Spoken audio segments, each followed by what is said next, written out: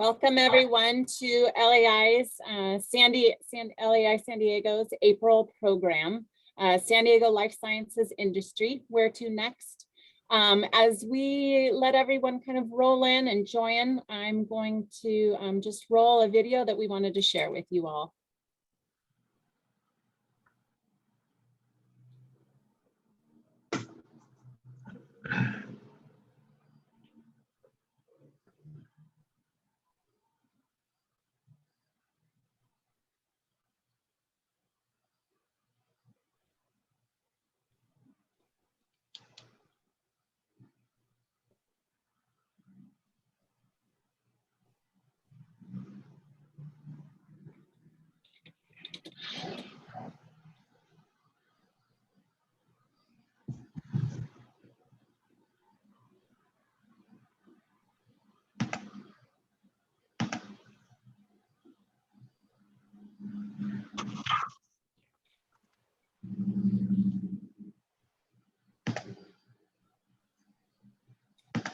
Yeah, there's no sound on the video. I see everyone's comments. We will try to rectify that here.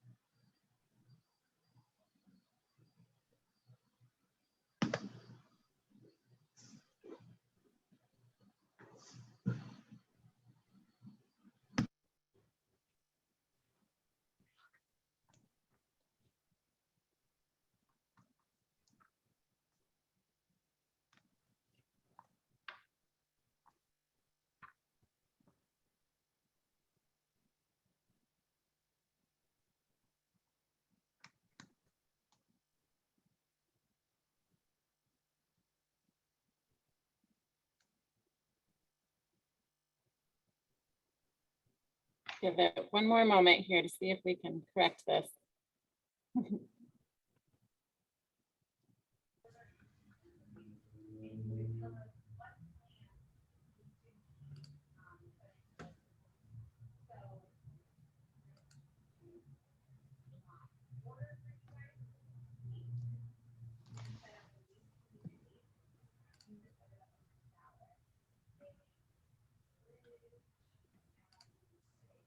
I think at this point, we may need to show you next month. So I am going to jump back in here. Sorry, apologies to everyone for the technical difficulties. We thought we had that going, but we'll try it again next month. Just a couple of housekeeping items before I turned it over to our panel. I just wanted to thank everyone. We put a survey out this week. And appreciate those of you that responded and participated on just helping us kind of better program and understand and plan events for the rest of the year. So thanks to all of you that participated on that. We will stay tuned. We'll provide updates on what that means in terms of capturing those results and what that means for what we do through the rest of the year. We're going to be virtual at least through June, and then be looking to potentially do our first in-person event in July at the Westgate. So again, we will keep you updated on that, but that is what we are hoping for at this point. Just one last item. We have our membership for our San Diego chapter right now is at 123. Just wanted to give everyone that update and then use that as a good excuse to encourage everyone to be thinking about potential new members. I know we do our formal call for nominations in the fall, but really we would love to get any and all of those anytime throughout the year. So please, I would encourage you to submit any before the fall. And with that, I am going to turn it back over to Beth Binger, who's going to introduce our panel. So with that, Beth. Awesome. Thank you, Brooke. Terrific. Appreciate those updates. Thank you very much. And welcome, everyone. I am delighted to report that we have about 80 individuals on this call, 80 LAI members. So thank you all for taking time out of your day. I think this is going to be really informative and very exciting. So I have the great honor and delight to introduce a good friend of mine who is going to serve as our moderator, Greg McKee.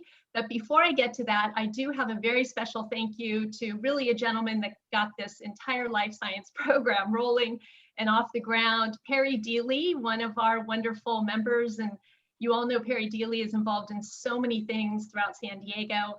Deely Development Inc., they are working with IQHQ, and I have Perry to thank for the introduction to John Bonanno. And we're thrilled to have John with us. Greg will introduce him in just a moment. But thank you, Perry, for getting us rolling on life sciences. As soon as we hatched and conceived this program, I knew that nobody would be better to moderate it than Greg McKee.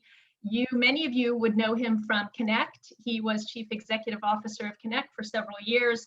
But prior to Connect and post-Connect, he's had a very distinguished biotech and life science background. He's currently CEO of Trip Therapeutics, which is an early stage drug development company. He's also co-founder and managing director of Torrent Ventures. It's a California-focused digital health and medical technology firm. And then prior to Connect, he spent a lot of time in Asia. That's one of the very interesting things about his background. He was with Genzyme Corporation, which acquired Sanofi for $22 billion. He's lived and worked in Tokyo, Japan for 7 years in investment management for Mizuho, during which time he managed about a $500 million Japanese equity market. One of the very interesting things is that he held an appointment as senior advisor to the former Minister of Foreign Affairs for Japan, and he speaks fluent Japanese. We've got a rock star crowd with us today here. Greg has lived and worked in Singapore as well. He is very involved in YPO, has his MBA from Wharton School at University of Pennsylvania, accomplished violinist, pianist, and alpine skier. So there we go. Greg, thank you so much for agreeing to moderate today. And you know this space as well as anyone. So take it away. Well, fantastic. Thank you very much, Beth, for those kind words, and very happy to help moderate this terrific panel that we've got today. So I'm going to dive right in. I'm very excited to have both two good friends of mine, Joe Panetta, President and CEO of Biocom California, and Joe Bonanno, Chief Investment Officer of IQHQ. Joe, I'll give you a heads up. We're going to have you go through your presentation first. But before Joe does that, I'm going to spend a little bit of time to introduce both Joe and John, our two panelists today. So Joe's a good friend of mine. We've spent a lot of time actually in Tokyo together, and also perusing the life science community now for the last 20 some odd years. Since 1999, Joe has been the president and CEO and also a member of the board of directors of Biocom California, which of course, as many of you know, is the state's largest and most experienced leader and advocate for the life science industry. Biocom California works on behalf of over 1,400 members to drive public policy, build an enviable network of industry leaders, create access to capital development, introduce cutting-edge STEM education programs, and create a robust value-driven purchasing program. Joe works with an experienced staff of over 70 professionals with offices located, of course, here in San Diego, Los Angeles, San Francisco, Tokyo, and Washington, D.C., and they also have a strong presence in Sacramento as well.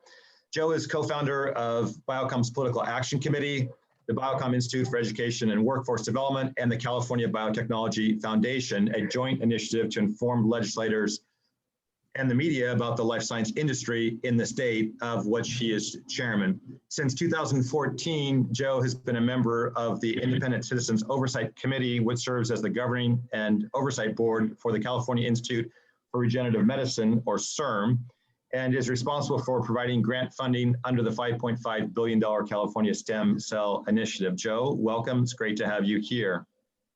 Thanks, Greg. I also want to introduce John Bonanno. As I mentioned, John is the Chief Investment Officer of IQHQ. John has served in various roles at Biomed from 2008 to 2017, most recently serving as the company's Executive Vice President of Leasing and Development from February 2015 until the sale to Blackstone in January 2016. Prior to Biomed, John served as managing principal at Corlo, an entrepreneurial real estate investment firm focused on the implementation of fundamental strategies, including investment, leasing, repositioning, and development. Additionally, John co-founded Phase 3 Properties, Inc., a private real estate company specializing in providing real estate solutions to life science companies. As president of Phase 3 Properties from its inception until 2007, John participated in the acquisition, development, leasing, and management of lab buildings in California, North Carolina, and Washington. John received his Bachelor's of Science degree in Business Administration from University of Southern California. Go Trojans. John, welcome. It's terrific to have you here. Thank you. So with that, Joe, let me turn it over to you. And we'll give you, let's say 5 to 7 minutes to give us a quick update in terms of what's happening in the life science space. All right. Greg, it's great to be here with you. Great to be here with John and Beth. I've known you all for a long time. One of the things that Greg didn't mention in that very generous introduction was that I actually came here in 1988, spent the first 11 years of my career in San Diego with one of our first life science companies, Mycogen Corporation, as a vice president there. And so I've had the opportunity to really witness the growth of the life science community here in San Diego for about 33 years now. And I can tell you that I have never been more excited, more enthusiastic, and more proud of the life science community here in San Diego than I am right now. So I'm thrilled to be able to share this presentation with you that will give you some big 20,000 foot perspective on California, and then we'll drill down to San Diego and to Biocom. And I know I don't have a lot of time here, so let's just dive right into it. This is from the annual report that we put together on the life science economy in California. And what I want you to be aware of is that while we talk a lot and we see a lot around small biotech companies that are doing research, it's actually a very diverse space. And of course, as you can see from this slide, it's an enormous space with a combination of companies that are in the wholesale market actually selling life science products, the huge number of companies that are involved in early stage research themselves or providing the laboratory services to help those who are in early stage research, a very, very significant medical device and diagnostics market. And a lot of people don't think we do much manufacturing here in California, when in fact, as you can see here, we have close to 700 biopharmaceutical manufacturing facilities here. And then the other space that is growing in importance and in significance is a space that we refer to as biorenewables. Now, when I talk about biorenewables, I'm talking about everything from agricultural products to products that could be used to be substitutes for chemical manufacturing, to the field that excites me a lot right now, which is food biotech. The folks like Memphis Meats and here in San Diego, Blue Nalu, that are producing the products that are going to keep us sustainable in food production in the future using biotechnology. So enormous. What's the impact of the industry in the state? Well, again, enormous economic activity, huge, $372 billion a year of life science economic activity, producing, as you can see here, a market value of goods and services of about $211.5 billion. And the thing that I like to talk about when I talk with our legislators and our governor, as I will be tomorrow, the fact that in terms of direct, indirect, and induced jobs, in other words, the expansion factor of the economy that our direct biotech jobs create as support, 1.4 million jobs here in the state of California, with a labor income of $115 billion. I'll also add that when we promote careers in the life science industry here in California, I like to tell people that we know that the average wage in life sciences is somewhere on the order of $120,000 a year. So these are not only very good jobs, they're jobs that actually pay an income that allows people to live fairly comfortably here in California.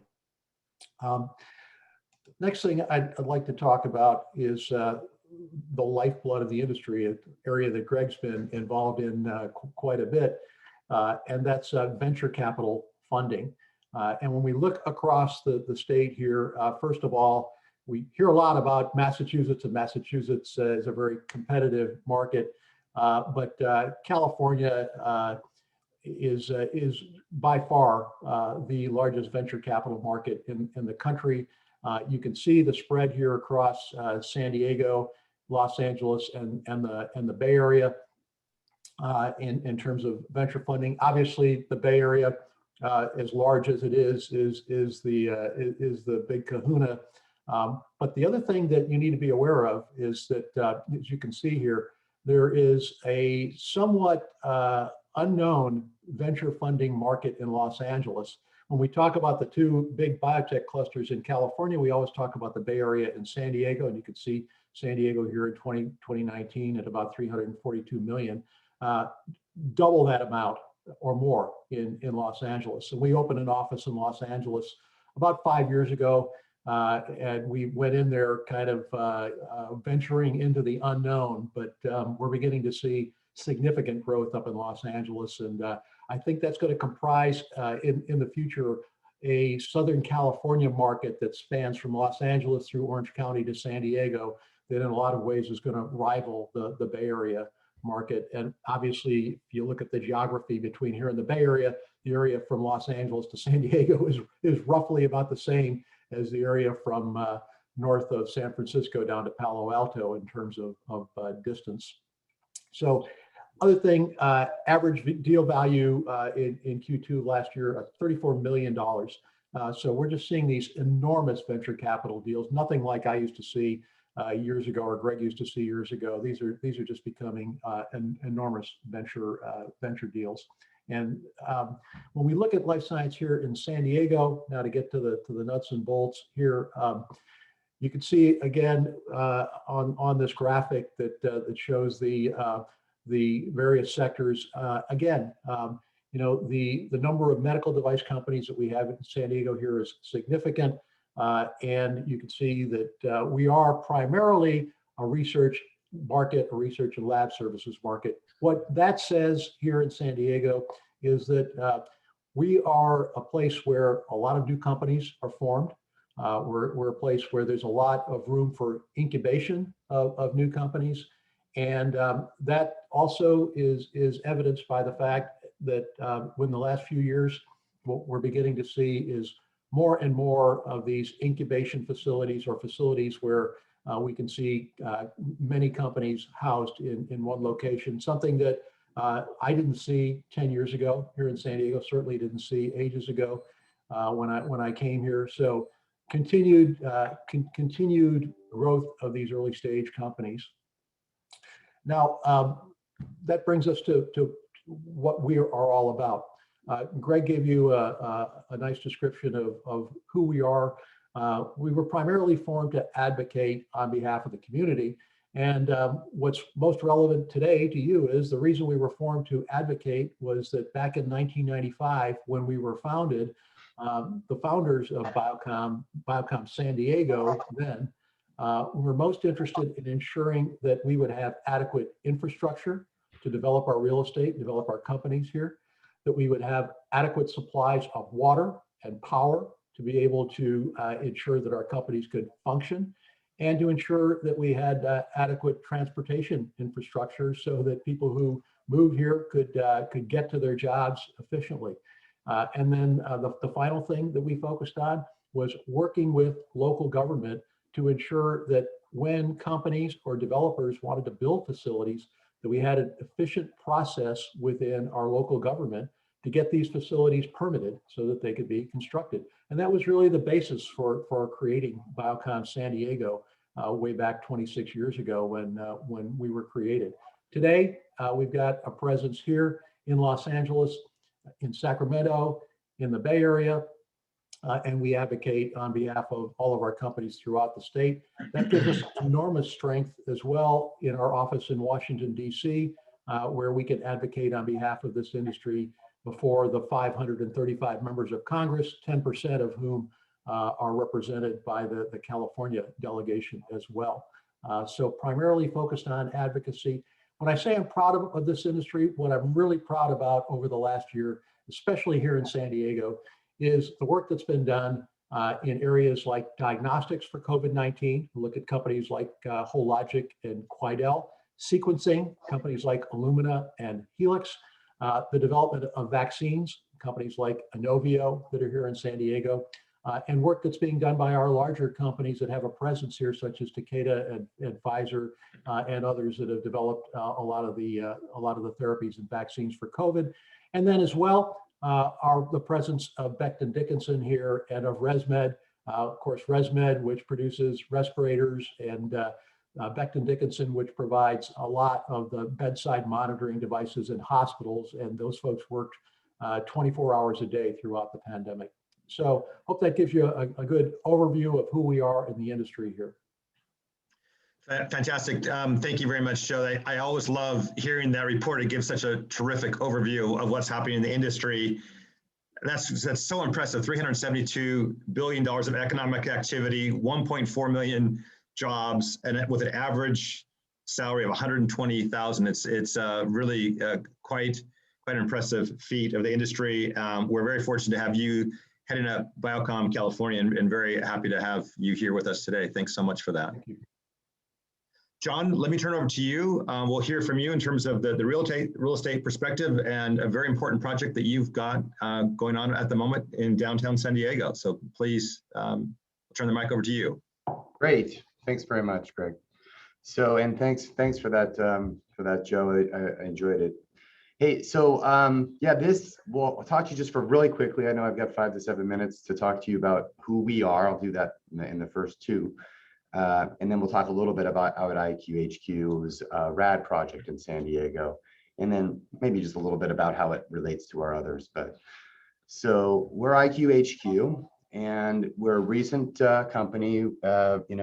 We were just formed not much more than a year ago now. It was October, officially it was like October of 2019, but we had been working on it for, say, 6 months prior to that, and getting some things in the pipeline and whatnot, and organizing ourselves to go out and get funded, putting the partners together, which I'm one of 4 partners here. The others are Alan Gold, who many of you know, was a co-founder of Alexandria, and then also founded Biomed Realty. He's also a founder of another a real estate investment trust right now. Alan and I have worked together with Tracy and Steve actually for many years now. I guess I first met Alan in 1995, and we were both all the way back then, specializing in life science real estate.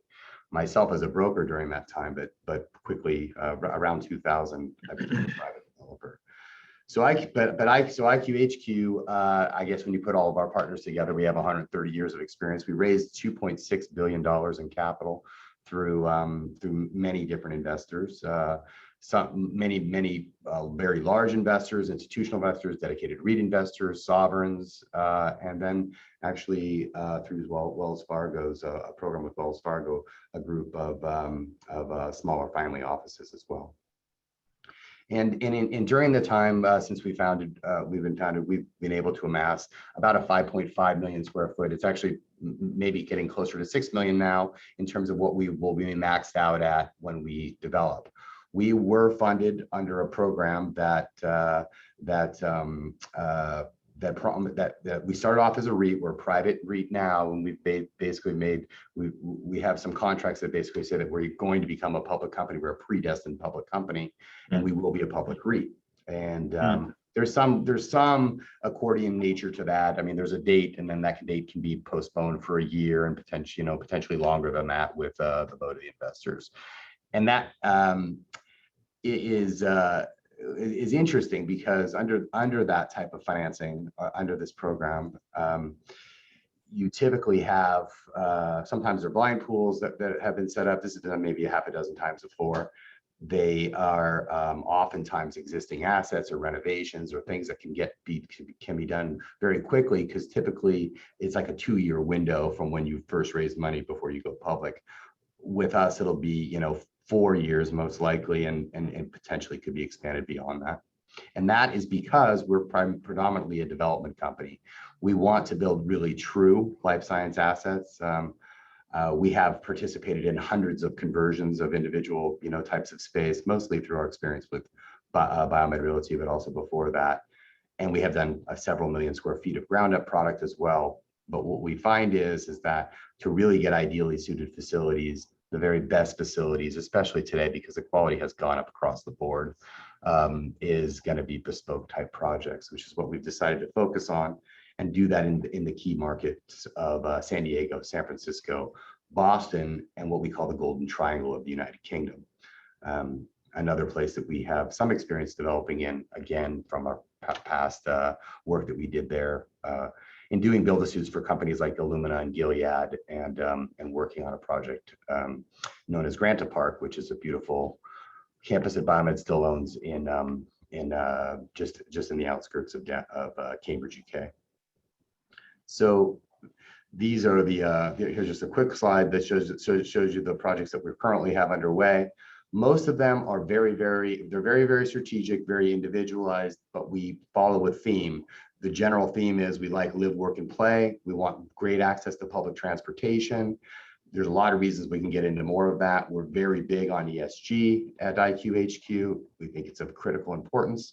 And there are things that go hand in hand with that. We did do one project out in the suburbs. That was just an extraordinary opportunity to buy a very high quality asset from a pharmaceutical company who left a lot of very valuable improvements. And it was a little bit off our beaten path, to be frank with you, but we're opportunists at some level, and we just like the deal quite a bit, and it has been going very well from us. But generally speaking, that was maybe the first one that we actually bought. Since then, we've focused and kept to our business plan of doing very large, bespoke type projects. And what we hope is the path of development, and maybe try to be leaders in the way that we think about where we locate each of our projects and where the next market is. That may be true, for example, and this will be interesting to think about when you look at our very, very first project we conceived of, which is Fenway Center here in Boston. That is a roughly 1 million square foot project adjacent to the ballpark and to Fenway Ballpark, and it basically is going to be built between 2 bridges of Brookline and Beacon. So it's a monumentally large and complicated project. We did just recently complete our executed our leases with MassDOT, and so that will be being announced in the newspapers, I think tonight or tomorrow, actually, which is pretty nice. And then, but it's a big project, and that one was kind of interesting too. So Fenway is not downtown Cambridge. Cambridge is the nucleus. Cambridge would be like, the heart of biotechnology, what people would say, especially East Cambridge, which is, Kendall Square. And it's the market that, when foreign visitors come to the United States to look at biotech markets, well, the #1 place they visit is Kendall Square. And since that time, but the market's grown here. It's grown out to the suburbs. It's grown certainly very well into the Seaport area as being another hotbed cluster type location. That happened as a result of constraints that were done in the Cambridge market, because they were just essentially out of space, and a very forward-looking company called Vertex Pharmaceuticals decided to locate there and build their headquarters in the Seaport. And since then, it's become a prolific and sort of centrally thought about, and many people's preferred location in the Boston area. So it shows kind of what we believe might be able to be possible for San Diego, and under the same kind of sort of the same way of thinking.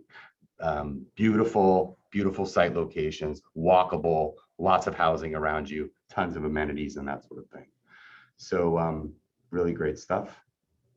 in that, and I think San Diego's sort of similar that way. We did similar large projects again. Our Dubuque Center projects, our South City Station are right on the train station.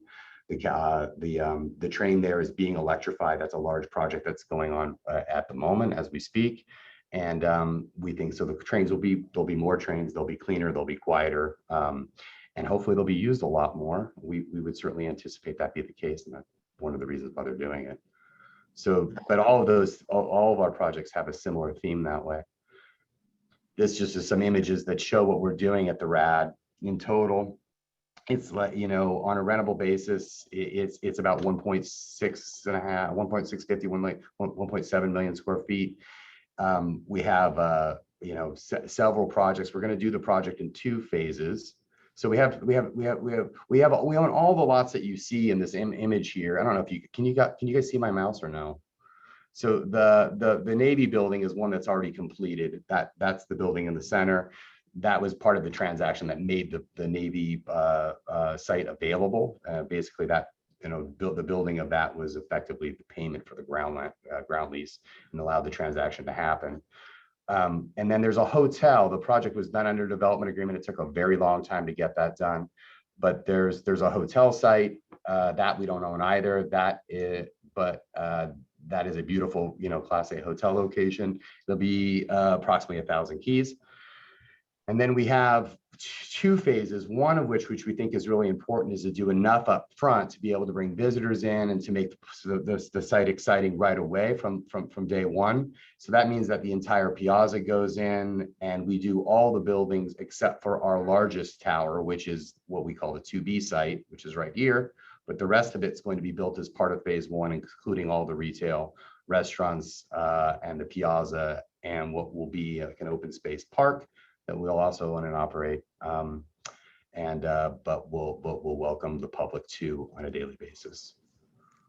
So that's a little bit about RAB. These some things here about the, you know, I won't read the slide to you, but this is just the corner image of our 4A project. This is the project that faces the waterfront on Harbor Drive.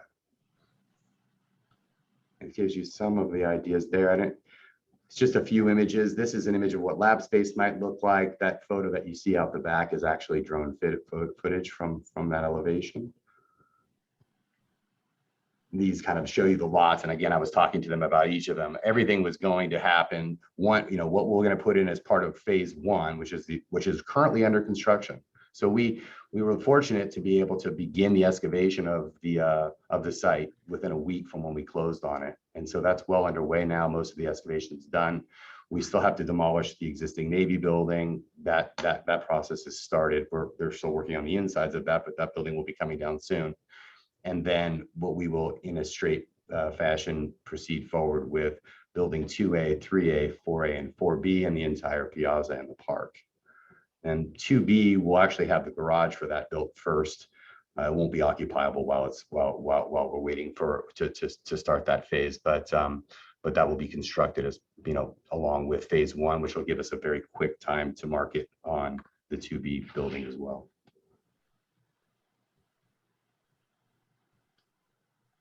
Just some more images that kind of give you some of the ideas of the scale of the project and the types of opportunities that it might have. So we've had some, you know, good leasing interest actually early on, and people are fascinated by the project. Talk to you a little bit more about how that changes over time as we move forward with it. Or certainly maybe we'll come back and talk to you about that. But typically speaking, when you introduce a project like this, it's sort of out of the way that people have normally thought about where the markets are in San Diego. And that happens from a very local perspective, by the way. It's the same brokers that are going to the same offices, pitching the same locations, and many of them have been doing it, you know, for as long as I have, or half as long, or whatever. But it's been many, many years of this is the way it is, and so it's sort of hard to say this is the way it could be. And so we were looking very much for, and have been thinking about downtown for a long time, and thinking about all the great reasons why life science should happen here. ESG being one of them, you know, public transportation certainly being one of them, the ability to attract a much more broad and diversified workforce, but not everybody being required to drive, the ability to live downtown, I mean, and or ride bikes there. it's very, very accessible to housing, much more accessible to housing than any other location that life science has in San Diego, by a long shot. So, and that's a very big deal. People say, well, everybody drives now and that is true, but that is also the problem. It's the reason for the congestion, and they don't really have a choices, because where we have life science buildings in the central market, there isn't a whole lot of housing around there. Some apartments, but there isn't a lot of housing. So most people are still commuting in, and that's, to us, that's a problem. It's something that we'd like to see change. This is just kind of gives you a little bit of idea of the timing and where we're at with respect to the construction of the project, and shows it moving forward there. Those are the Navy buildings that are coming down. So that's basically just a little brief overview. I'm happy to answer questions you guys might have. Great, fantastic, Sean. Thank you very much. So I'd like to dive straight into some questions for the rest of the participants. There's a Q&A function at the bottom of your Zoom software. If you want to type in questions there, we'll happy to try to field some of those. But John, right out the gate, one of the things that comes to mind to me, having a chance, frankly, to work in the Boston market, and I spent a little bit of time in the San Francisco market, and the bulk of my time in life science industry space here in San Diego. What have you learned from those other markets that makes this so compelling right now to develop RAD in downtown San Diego?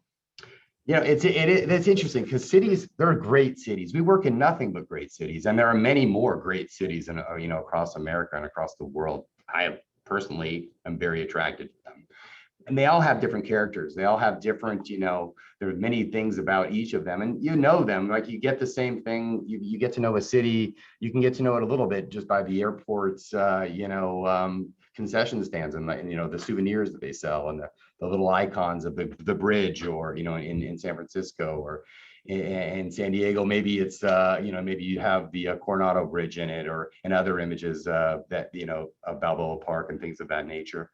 And there's some iconic buildings that we all know, right? You drive by them, everybody recognizes them, everybody knows them right away. We have worked in our past and currently to try to do things that make a difference that way, that people can notice. But the differences in those cities, I mean, so Boston, I'm actually in Boston right now. That's Boston behind me. And San Francisco and San Diego, they're different and they're alike. There's a lot of the ways that they're similar is that there's an awful lot of entrepreneurship. There's a culture toward doing things and toward creating things in companies. And there is tremendous, personal capital and management. There's tremendous management that have existed. And those things, and Joe, you've been talking about this for a long time, but you have companies that roll over and change, and you have serial entrepreneurs. Is something that Alan Gold likes to talk about a lot, has become one himself. But they do this over and over again, and it creates more and more management teams, and the industry has been growing for a long time. And the science has been improving and getting better and faster for a long time. It just keeps getting it's accelerating. The pace of which we're innovating is increasing daily. Those things are similar in those markets, and frankly, they're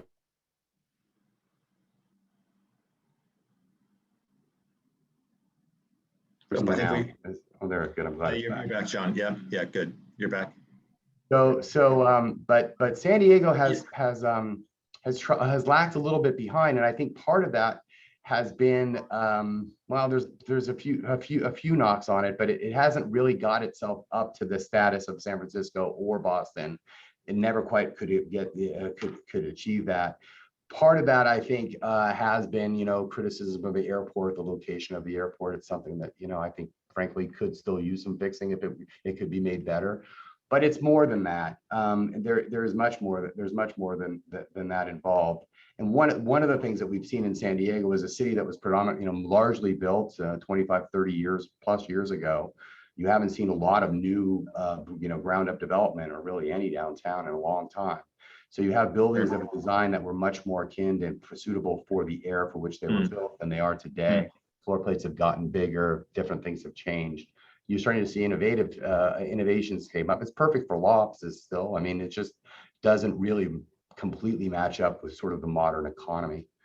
And so we'd like to see those things change. And one of the things, you know, having lived in San Diego since 1972, which is not my entire life, but almost all of it.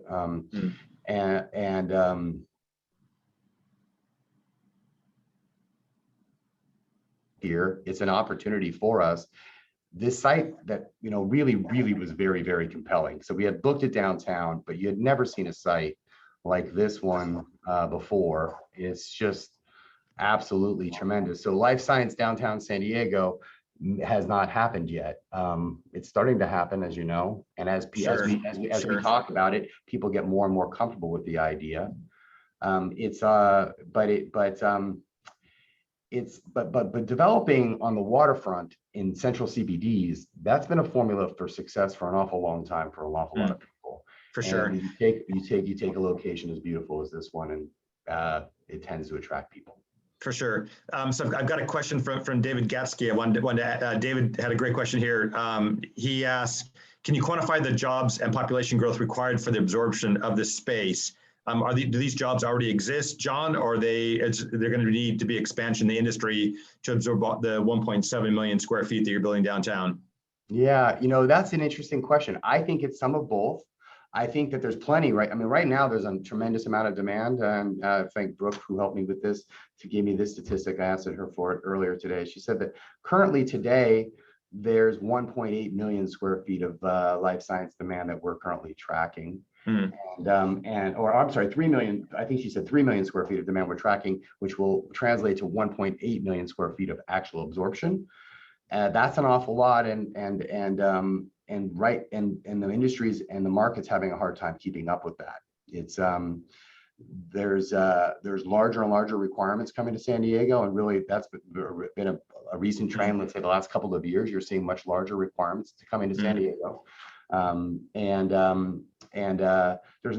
really aren't that many choices remaining for groups. Tech is continuing to grow here as well. The markets are very similar for tech and life science, and that's true most of the places that you go to, except for the ones that are exclusively zoned for life science. They tend to have a lot of tech in. So and there's really nothing available right now that's spec that isn't pre-leased, I think, other than one project, and there's really not many options, if any, available for users that are looking for over 50,000 square feet.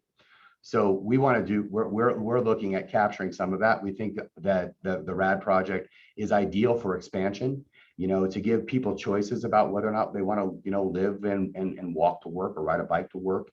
Right now, they don't have those choices. They're being told, yeah, they might like driving, they might get used to their cars. I mean, we all love our cars, but they only have one way of getting to work. And I think it would be nice for companies to give their employees options to be able to say, hey, we want to do the right thing for the environment. We want to do the right thing for the world. We are following this trend and are believing that we should all be living together in central locations, and we see the benefits of it. And companies also can see the benefits of being surrounded by tremendous amenities that you can never ever come close to replicating in the suburbs. And you basically have to do it each and every time, and that those may be paid for by the landlord, but they are not free. No doubt, no doubt. So I want to bring Joe Panetta into the conversation. Joe, so you and we had a bit of an opportunity to speak the other day about this. Obviously, including starting from your experience at Mycogen, which I believe was based in Sorrento Valley. Historically, our biotech industry has been in Sorrento Valley and up on the Mesa. What does sort of the industry think about this idea of a move to downtown San Diego? Well, I think that's a great question. I think there's more than one answer to that question too, right? So you're right. I've been here in the biotech industry and started out at Mycogen. So you know, that was at least a generation ago, right? I think to a point that John made, we know that we've got a generation, not only of millennials now, but a new generation of the next generation beyond millennials, who are not necessarily inclined to want to have a 2,500, 3,000 square foot house in the suburbs and drive to work every day. And so I think a big part of the change here is that we've got a new population of folks who might find it more attractive to have all of the facilities that John mentioned in downtown. The other thing I find, and we touched on the fact that you and I have traveled to Japan. I've traveled all over the world on behalf of Biocom. And one of the things that I hear consistently when I ask people in other parts of the world about considering the opportunity to come to San Diego is that San Diego isn't the city that San Francisco is. It's not the city that Boston is. I came here from Philadelphia, worked in Center City, Philadelphia. Millennials didn't live in Philadelphia then, but if you go to Philadelphia today, there's a huge millennial population living in downtown Philadelphia and working in Philadelphia. When I talk to people in Tokyo, where we have an office, they also mention to me that the airport in San Diego doesn't give them easy access to life science the way it does in other places. So it's a lot closer than Narita Airport is to the downtown Tokyo. That's for darn sure. Yeah. Well, you're absolutely right. But you talk about Hokkaido now, not Hokkaido, Yes. Haneda. Yes. And they changed that, right? So you've got immediate access to downtown. It takes a half hour to get downtown from. That's right. Yeah, that's right. I think it's changing a lot. And I think to John's point, I think there's a need for expansion space. And I think the other thing we're seeing is that it's becoming, and we've got an office in San Francisco, but I'll say this, it's not as attractive to be in San Francisco as it used to be. And so we're beginning to see a lot of interest in what's happening here in San Diego and the opportunity to expand here in San Diego as well. So I think downtown shows tremendous promise, even though obviously we've got an incredible ecosystem up on the Mesa. Yeah, for sure.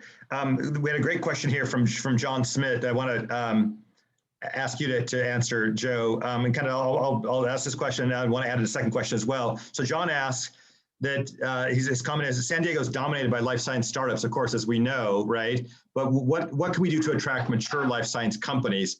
Like, I guess, kind of what I'm interested in is in this question of how to help fill up this space, this great, space and project that John's working on. Do we need to recruit in more mature companies to do that? And then secondly, kind of part two to that question, what are sort of the really large growth subsectors in the biotech sector that you're seeing post-COVID? To the first question, let's keep in mind the fact that every major pharma company in the country has a presence here in San Diego. Name anyone: BMS, Johnson & Johnson, Lilly, Pfizer, and enormous presence. Vertex, enormous presence here in San Diego, largely through acquisition of those startup companies. So those startup companies, some of the most innovative companies in life science and medical devices in the world, have been the reason that we've been able to attract these multinational pharmaceutical and medical device companies like Becton Dickinson on the med device side as well.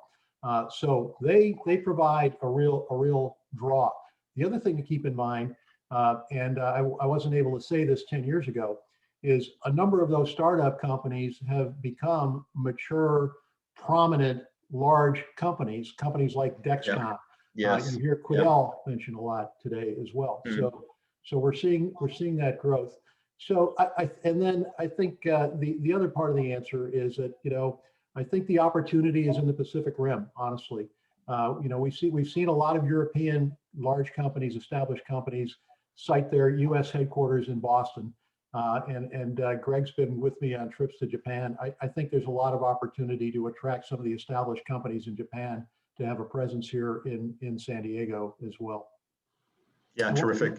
Was there another question you had? Just sort of, what are you sort of seeing in terms of sort of post-COVID growth in the biotech sector? What do you think is going to be, so we obviously had, companies like Illumina, really push forward in the genomics and genetics revolution. Craig's Institute, of course, is a big part of that as well, amongst other places. What are you sort of seeing as the next big wave of development in the biotech space? I think by far the big wave that we're seeing is in the areas of digital health, telehealth, remote medicine.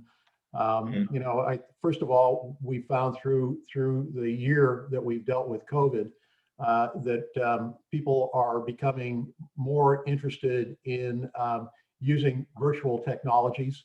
The digital health field is growing in that area. We're seeing a convergence of tech and biotech and med tech. Again, one of the things that I think is intriguing about downtown is that we do have a high-tech community downtown, a growing high-tech community. And we're seeing this is happening up in the Bay Area with us especially. We've got a group up in the Bay Area that combines tech, biotech, and med tech, and we put all of these folks in a room together. And it's amazing the conversations that they have about the potential to work together and bring their data generation technologies and computing technologies together with med tech and biotech sequencing technologies as well. So California is the perfect place for this to happen, right? So that's another reason I think we should be really excited about the future of biotech here. Yeah, I think that's right. I think there's a tremendous opportunity for collaboration between the tech side of the early stage startup community and the life science space. John, I'd like to ask you a question. Dan Johnson put up in the Q&A a fairly technical leasing question. He's asking, what does your typical pre-leasing profile look like? Obviously, these are fantastic facilities, one-of-a-kind locations, but do you typically look to pre-lease thresholds before you do a land takedown is Dan's question. If you could answer that, please. Yeah, well, we actually will develop on spec, and it's part of and that is part of our plan. That is built speculatively, but not blindly. But at this project, the RAD project, is starting out completely on spec. You typically do expect to see some pre-leasing, but generally speaking, that pre-leasing happens. The amount of time that a lease is signed prior to occupancy gets longer as the requirements get larger. And so I don't know if that helps, but that is typically the case. And we are looking at creating programming for the RAD project that will give a very diverse group, very much mirroring what the San Diego population is. And yes, we are very likely to have an anchor or two or some large users in the project as well. Sure. So that would be the plan. We hope that we get pre-leasing done as quickly as possible. Typically, I would agree, you know, for many developers, they would wait till they had, you know, pre-leasing to start a project. But the supply and demand situation is now, and sort of the way that our company is modeled is to go spec whenever we need to, and you know, develop as quickly as we can. Sure. And then just one last question, John, to wrap up. What is your perspective in terms of how long it will take to absorb this, and how long do you think this development pathway is of the downtown biotech build out that you're working on? I hope it's very quick, and I would not be surprised by it. I think there's lots of people who are excited about the project. It's going to get more exciting as it moves forward, and people get more and more used to the idea. That's already happened. Like I gave one example of our Fenway project here in Boston. You know, when we first started doing it, they said, "Oh, well, you've got the seaport. You've got Fenway's close to what they call the Longwood Medical Area, which has a tremendous amount of lab space in it. It's mostly all institutional for the most part. But then you started seeing some venture capital groups and some others move into the area. We just identified it as a place that we loved because it's central and packed with amenities, and it's fun to go to, and it's, you know, it's very lively during the day and at night there. The entertainment districts there, it's, you know, it has tremendous access, and I think access is one of the, when I talk to CEOs of biotech companies, they name access as on the top of their list in terms of the selection of their facilities. All of our projects are very strong in access. So, but anyway, as you move forward over time, like even over the time since we first started talking about Fenway, people have already changed the way that you hear other people describe the project. And the really nice thing for us is more and more people are describing it as a direct competitor with Kendall Square, which is exactly what we're after. Yeah. Terrific. Well, I just want to wrap up with that, and thank you very much, and best of luck, John. It sounds like a fantastic project. Thank you for joining us on the panel today. Joe, great to see you again. What a terrific overview of the biotech industry, not only here in San Diego, but also across California. Congratulations on all the work and effort and time that you put in. We really appreciate what you've done for us here in San Diego. With that, I'd like to turn it back to Brooke Peterson to close us out. Brooke? Thank you so much. And a huge thank you to all of our panelists and Greg, to you for moderating on behalf of LAA San Diego.